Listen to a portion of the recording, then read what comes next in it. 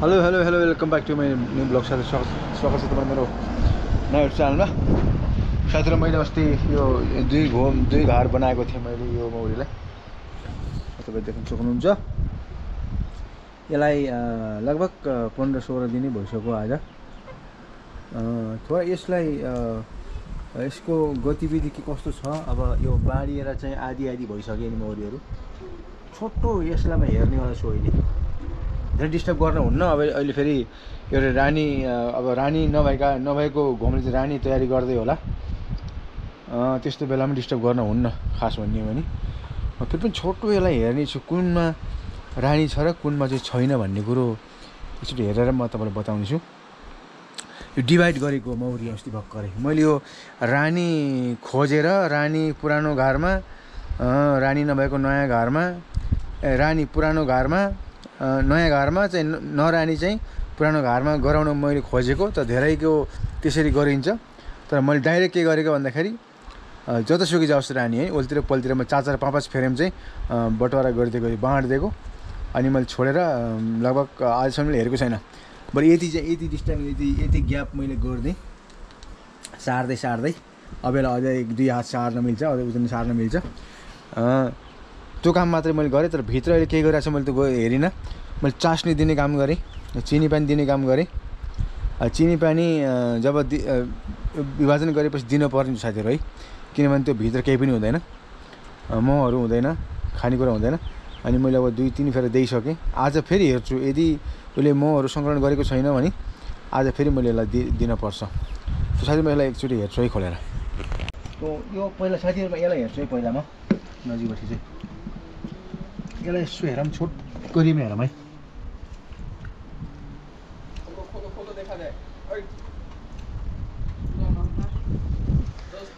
ओ यो चाहिँ हो साथीहरू रानीवाला किनभने यसले यहाँ बच्चा पाइसक्यो भित्र बच्चा छ यहाँ बच्चा बनाइसक्यो। यो रानीवाला रहेछ साथीहरू है रानी यसमा रहेछ भन्ने कुरो भर्खर जानकारीमा आयो।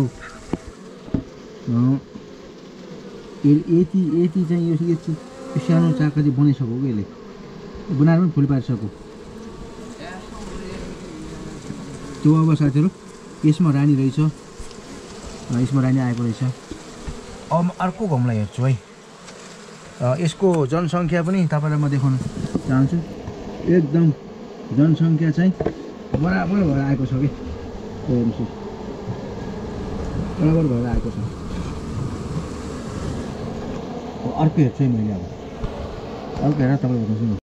अब साथीहरू यो चाहिँ रानी नभएको है यसमा चाहिँ रानी आएको रहेनछ। यसको अवस्थाबारे हामी जानकारी गर्नेछौँ है साथीहरू कस्तो छ है त यसलाई हामी थोरै हेर्नेछौँ है। वाह यसको पनि चाहिँ जनसङ्ख्या साथीहरू खतरा छ हेर्नुहोस् है। यसले चाहिँ अझै पनि पाएन छ के भन्छन् फ्रेम पाएन छ कि यसले पक्कै पनि रानीको हाल्नुपर्छ। यदि नहाल्यो भने यो चाहिँ खतरामा छ फेरि है साथी यो खतरामा हुन्छ फेरि। भाले मोर पनि टनक्क छ यसमा।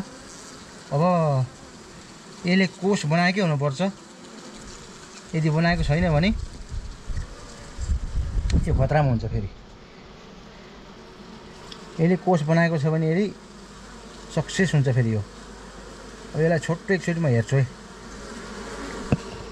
अब यसलाई चाहिँ तलबाट कतै रानी कोष निकालेको छ कि यसलाई हेर्नुपर्ने हुन्छ आज। त्यो चाहिँ रानीवाला मौका छ कि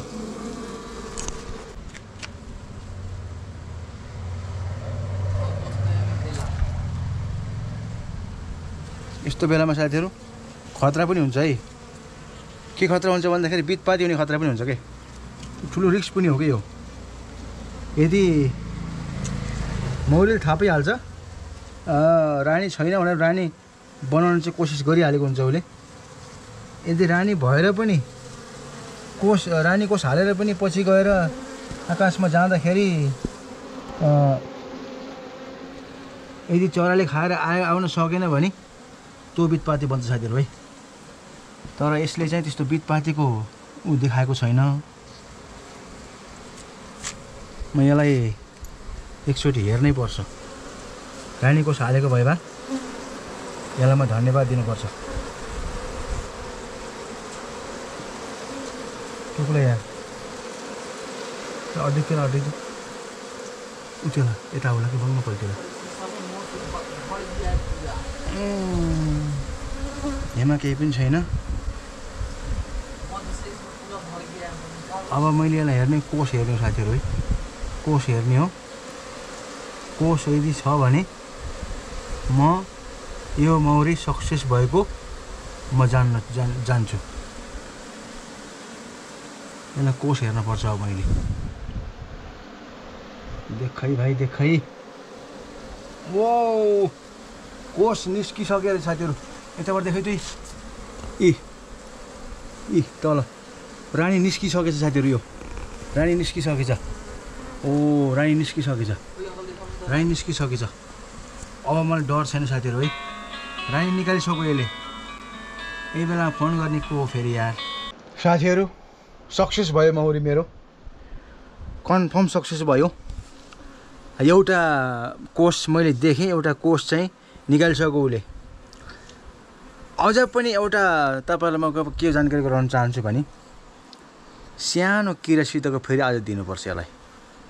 हुनसक्छ त्यो रानी छ या छैन, हुनसक्छ त्यो मरेको पनि हुनसक्छ, फिर्ता पनि आएको हुनसक्छ। अनि त्यो कारणले गर्दाखेरि म के गर्दैछु भने त्यो मौरीको सानो अन्डासितकोमा फेरि पनि म यसलाई दिँदैछु।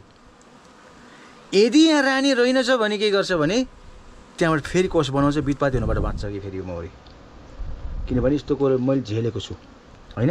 अब उसले रानी कोष त बनायो, एउटा दुईवटा बनायो, बनाइसकेपछि अब दुइटै फर्केर आएन भने त लास्टमा बितपाती हुने हो। किनभने त्यहाँ कुनै पनि माध्यम हुँदैन, त्यहाँ फेरि निकाल्ने कुनै सम्भावनै हुँदैन।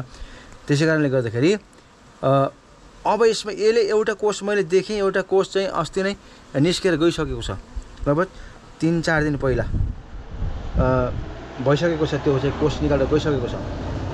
यदि त्यो रानी फर्केर रिटर्न आएको छ या छैन भन्ने कुरो मैले रानी खोज्न म चाहेन, यसलाई डिस्टर्ब गर्न चाहेन। फेरि पनि म पाएको काम के गर्छु भनेपछि यसलाई बचाउनको लागि अझ पनि फेरि सानो चाका मैले यसलाई दिनेवाला छु अब। किनभने यदि रानी रहेनछ भने फेरि उसले के गर्छ, बितपाती हुनबाट बच्छ र फेरि उसले रानी कोष तयार गर्छ साथीहरू। यो कुरा चाहिँ मैले भोगेको कारणले गर्दाखेरि यो कुरा म गर्न गइरहेको छु अहिले। सानो चाकामा यसलाई त्यहीँबाट म यसलाई दिनेवाला छु अब। त्यस्तो गऱ्यो भने त्यो बितपाती हुनबाट बच्छ साथीहरू है। यसमा त अलरेडी रानी छँदैछ, यसले त फुल पारिरहन्छ। उसले ढुक्क छ, उसले टेन्सनै छैन। त्यो यसलाई चाहिँ अझ पनि कन्फर्म गर्नको लागि मैले यो सानो चाका यसलाई म दिन्छु। यो चाका म यसलाई दिनेवाला छु अब। यसमा किनभने साना फुल पनि छन् कि, 1-2 दिनको फुल पनि छन्। कहाँ भित्र भइन्छ यहाँ, यसमा चाहिँ के छैन नि। अब यो बाङ्गी गराउँछ कि अरे यो चाहिँ म यसलाई चट्टलाएर दिन्छु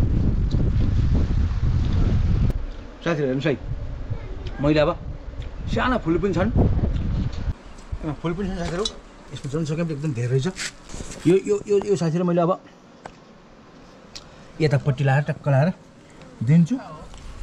यदि यसमा रानी रहेनछ भने पनि फेरि उसले के गर्छ, यहाँबाट कोष निकाल्छ। तो यो मौरी बितपाती हुनबाट बिल्कुलै बच्छ, 1 नम्बरमा बच्छ। यो कुनै पनि शङ्का गर्न पर्दैन कि फेरि बितपाती होला भनेर। रानी छ कि छैन भन्नेको शङ्का गर्न पर्दैन। बितपाती हुनबाट बच्छ। किनभने मौरी 16 दिनपछि 20 दिन काटिसकेपछि त्यो डेट एक्सपायर हुन्छ उसको। अनि उसलाई तपाईँको जति 10 फेरि मौरी भए पनि त्यो काम छैन कि। रानी दिए पनि मार्छ, अनि उसले फुल दिए पनि रानी निकाल्दैन कि, किनभने आफै फुल पार्न लागेको हुन्छ। त्यसै कारणले गर्दा साथीहरू मैले अब यो दिएँ, मैले काम मैले पाएको गरिसकेँ। अब कुनै पनि कुराले यो मौरी बिग्रेला भन्दैन। तर खेतीपाती हो साथीहरू है। अब त्यसरी फुइँ मार्न पनि मैले मिल्दैन, के भरोसा भनेर पनि भन्छु म कतिखेर कि यो। किनभने अब खेतीपाती गर्दाखेरि कोही पोखी हुने, कोही अब थारी बस्ने है, कोही पहिरा लैजाने कुरा हुन्छ नि साथीहरू। यो पनि मौरी खेती नै हो। यसमा चाहिँ हामीले सक्सेस हुनको लागि धेरै मेहनत परिश्रम गरिरहेका हुन्छौँ, कतिचोटि असफल पनि हुन्छौँ, कतिचोटि म रोएको पनि छु, कतिचोटि म हाँसेको पनि छु, कतिचोटि खुसी भएको छु, कतिचोटि म दुःखी भएको छु यो गर्ने क्रममा। त साथीहरू यो मौरी मैले तपाईँलाई योभन्दा पहिलाको भिडियो तपाईँले हेर्नु होला, मैले यसलाई सिम्पल तरिकाले विभाजन गरेको थिएँ। यो मौरी 100% मेरो 2 घाट सक्सेस भयो भनेर म तपाईँलाई जानकारी गराउन चाहन्छु। मेरो हातले यसै ठाउँमा मैले यसलाई गराएको थिएँ, के भन्छन् विभाजन गरेको थिएँ। आज रानी उसमा परेको रहेछ अनि बिना रानीको यो रहेछ। यसले कोष निकालेर पनि चाहिँ अब पुरानो भइसकेको रहेछ। यदि रानी नआएको भए पनि फेरि उसलाई मैले त्यो कुरा दिइसकेँ, अन्डा फुल दिइसकेँ। उसले फेरि अब के गर्छ, उसलाई कर लाग्छ फेरि रानी बनाउन, किनभने डेट एक्सपायर हुन 20 दिन काटेपछि डेट एक्सपायर भयो भने बुझी हुन्छ। एउटा मैले मौरी बितपाते मौरी 7-8वटासम्म फुल पारेको घार चाहिँ सक्सेस भएको यही मौरी हो साथीहरू है। यो बितपातेबाटै जोगाएको मैले 20 दिन काटे पनि मैले लगभग 2-3 चोटिसम्म मैले फुल दिएर यसो सक्सेस भएको मौरी हो। तर मौरी मासिँदा एक मुठे मात्र थियो, तर सक्सेस भएको यो। तो साथीहरू मैले यसरी चाहिँ यो काम गरेको तपाईँहरूलाई म जानकारी गराउन चाहन्छु। कोष भएको भन्दा पनि बिना कोषमै विभाजन गर्नु अझ उत्तम, मेरो गराइमा मेरो विचारमा मैले काम गरे अनुसार भन्ने कुरा जानकारी गराउँदै यो भिडियोबाट बिदा हुन्छु। अर्को भिडियोमा फेरि भेटौँला, तब तकको लागि बाई बाई।